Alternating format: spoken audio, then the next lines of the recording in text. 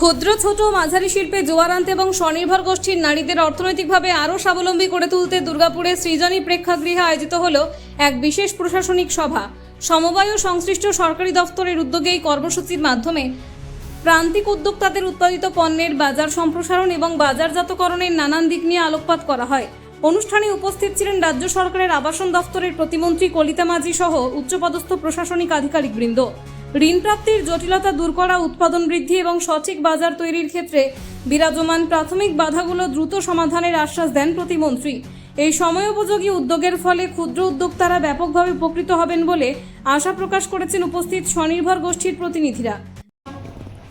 মাল এনে এখানে নষ্ট করে দিয়ে গেছে, কিন্তু এখন যেসব কারিগররা আছেন, ছোট বড় মাঝারি শিল্পরা আছেন, তাদের হাত দিয়ে এই দুর্গাপুর শহরটাকে আরো সুন্দরভাবে সাজাতে হবে।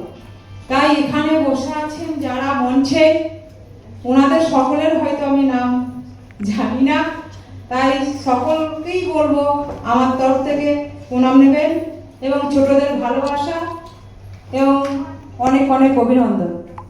কারণ একটা শিল্প তৈরি করতে গেলে অনেক কিছু লাগবে। দেখুন, আমাদের তো মুখ্যমন্ত্রী সমস্ত শিল্পদেরকে সহযোগিতা করার জন্য হাত বাড়িয়ে দিয়েছেন। এবার ছোট থেকে বড় হবে, ছোট মাঝারি সমস্ত শিল্পপতিদেরকে বলা আছে কাজ করার জন্য। তাতে যদি আমাদের কোনো সহযোগিতা লাগে, আমরা সম্পূর্ণভাবে তাদেরকে সহযোগিতা করব এবং তাদেরকে ছোট ছোট স্কিম নিয়ে এগিয়ে যেতে হবে। একবারই তো বড় হওয়া যায় না। ছোট ছোট নিয়ে ব্যবসা শুরু করুন, কাজ করুন, মানুষের পাশেও থাকতে পারবে, ছেলে মেয়ে নিয়ে সুখী শান্তিতে সংসার। তৃণমূল আমলে কি কোনো কাজ হয়েছিল?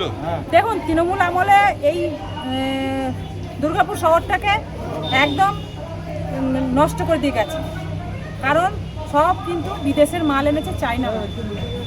যেটা আমরা জানতাম দুর্গাপুর একটা ভালো শহর, ইন্ডাস্ট্রি শহর, ছোট থেকে জেনে এসেছি।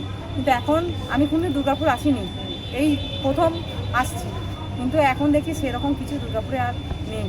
তাই আমাদের মোদিজির যে স্বপ্ন, যে সুন্দর ভারত তৈরি করবে, সোনার বাংলা করবে, সেই লক্ষ্যে এগিয়ে যাচ্ছে। আচ্ছা, হাউজিং ডিপার্টমেন্টে bureau report, Durgapur news digital.